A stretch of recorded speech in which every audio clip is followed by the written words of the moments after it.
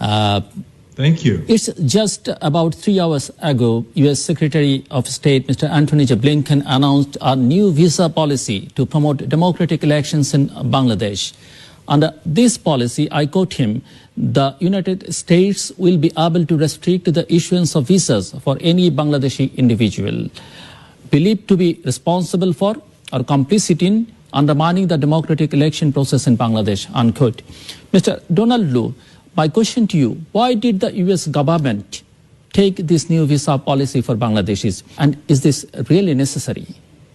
So, Laura, thank you so much for having me on your program today. I want to make something very clear. We have not sanctioned anybody today.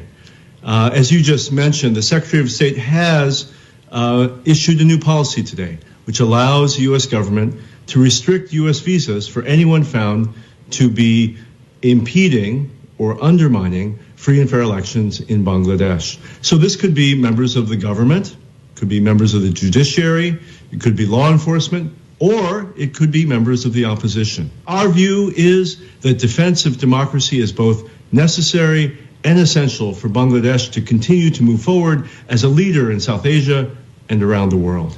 How will Bangladeshi individuals, including current and former Bangladesh officials and others, be targeted under this policy? As you mentioned, that government officials, any member of the government, anyone?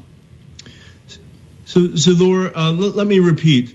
This policy will be applied equally to members of government and members of the opposition. For example, if we were to find that a member of the opposition had been involved in violence to undermine elections or voter intimidation, that individual would be allowed to get a U.S. visa.